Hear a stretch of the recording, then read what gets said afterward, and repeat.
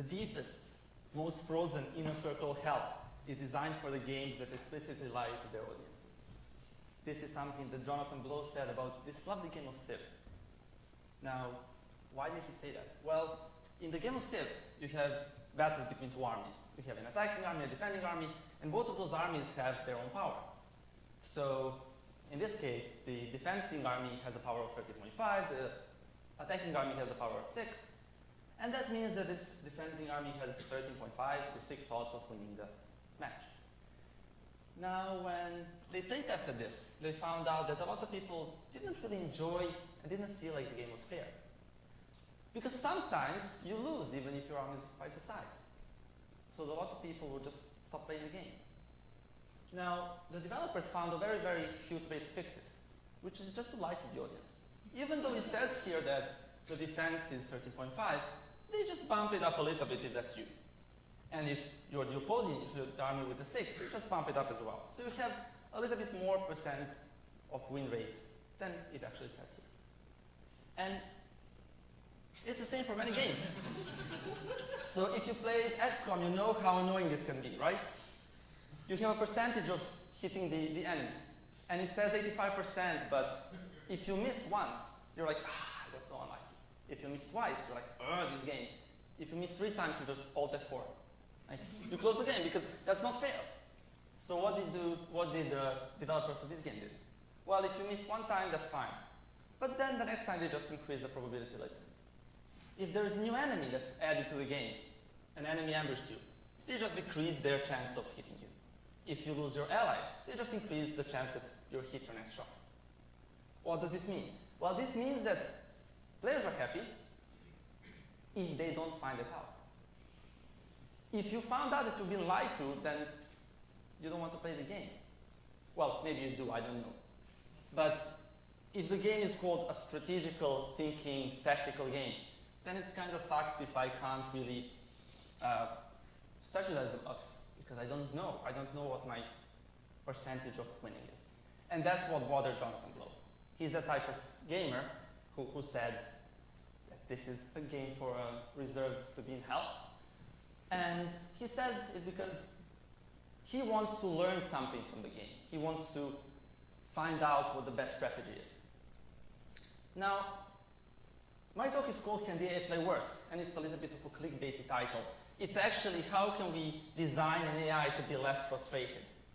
And we want to focus on not only the score, not only the metrics that are usually found out in research. So my PhD is all about the metrics and the score. My algorithm scored 130. Your algorithm scored 80%. I'm better.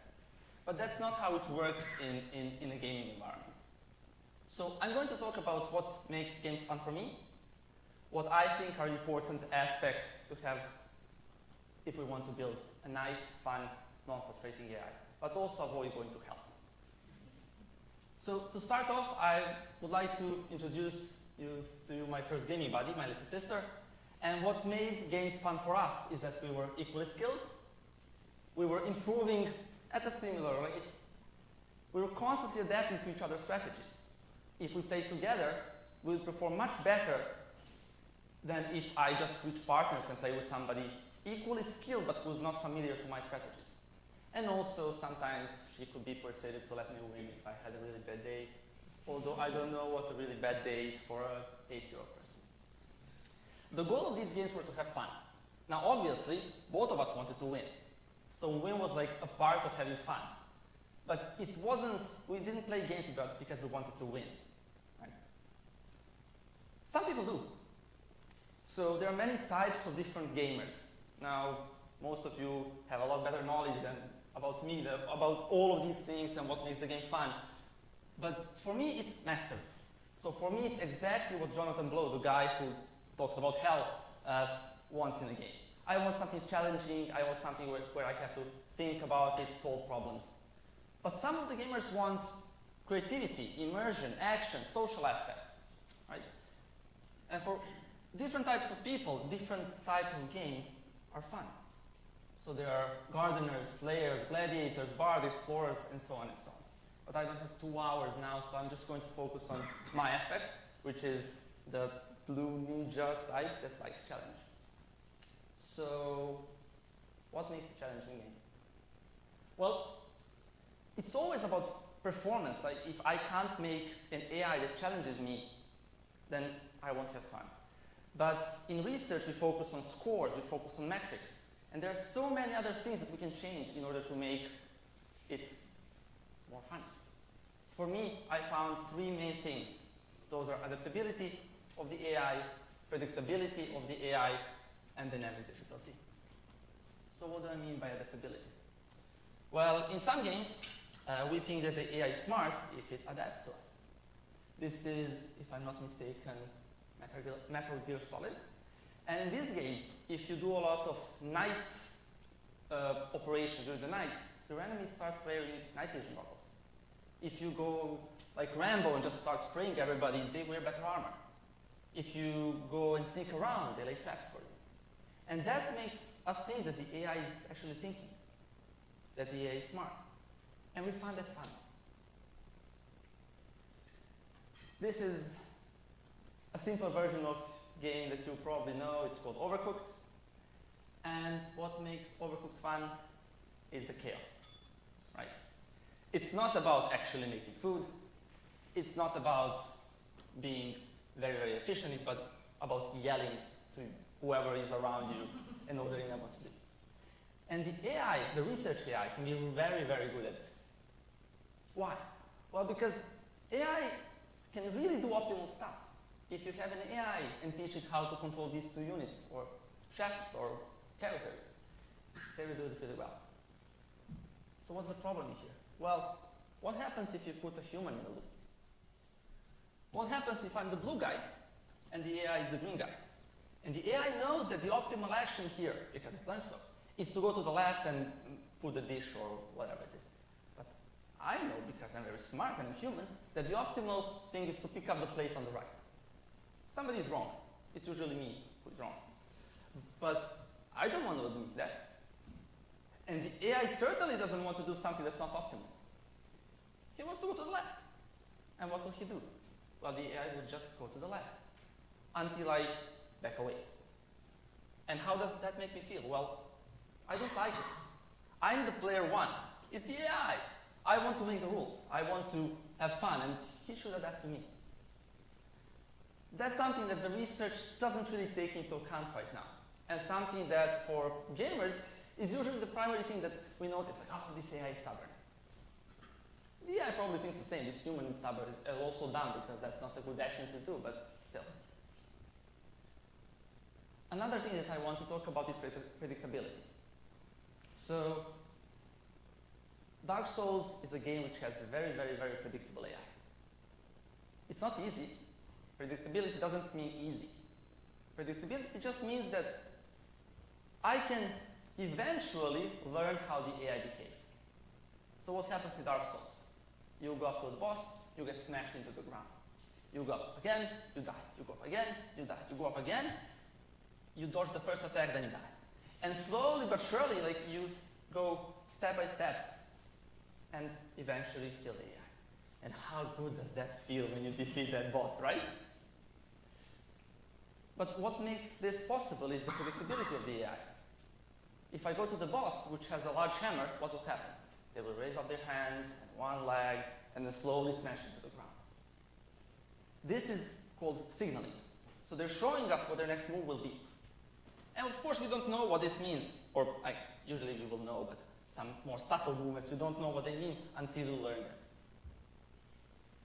So if we just switch the moveset completely, it won't be fun. At least it won't be fun for somebody who likes mastery and challenge. Maybe it will be fun for some other gamer type. Can't see this picture really well, but this is Splinter Cell. This is a stealth game. Yeah, that picture is in stealth as well. So you walk around, you try to hide yourself from the enemies, you try to do some stealth kills, and imagine you're walking around a room and you hear a sound. Did I leave the door open from somewhere? What comes to your mind? If you're thinking, okay, there is an AI, he knows if I left the door open, he's going to come to the room, I have to hide. So I have a couple of seconds, or tens of seconds, to hide myself. If the AI just stumbled into a room, I would think, no, this is not right. the AI is lucky. So if I signal to somebody, this is called barking. If you signal through audio, it's called barking. So if they bark something, and I see it, and I successfully am able to dodge it or run away or whatever, I will feel good. But that's just a way of making an AI worse. Like, why would you do it? If you're a human in this situation, you won't say, oh, somebody left the door open, let me check what's in there. But if you're a gamer, you want that to happen because the goal is for me to beat the AI. The goal is not for AI to beat me. That direction. And the final part, and maybe the most important part, is the dynamic difficulty. So in Halo, they had an A/B test. And they gave a group of people enemy that had very low health and very low attack. And they gave the other group of people enemies that had high health and high attack rate or damage or whatever. It was the same algorithm, just different numbers. And they asked which one was intelligent. Most of the people said the one that was difficult. Why was that the case? Well, the case was that we had to adapt to it, right? I had to change my strategy. I just can't run out and shoot everybody because that doesn't work anymore. And then I need to strategize. I need to think about what I'm doing. So if something forces me to think about it, then they must be smart as well. They must be intelligent. If I just go out and kill everybody and everybody just stands there or shoots but does no damage, then it's a dumb AI. So, just to conclude, what was important to me when I play games with my sis is the same thing that I showed here. So, equally skilled, yeah, there is a dynamic difficulty aspect. Improving at a similar rate, that's predictability, adaptability, where I can slowly kind of get into it. Adapting to my strategy, that's just clear adaptability. And I didn't mention this could be persuaded to let me win, but that's the road to hell, where I just ask, hey, can you please just let me win here? This is what Dark Souls 2 does. If you die 20 times to a mob outside of the boss area, what happens? The mob just disappears, right? There's no mob. You just feel free to go on. Thank you very much for listening.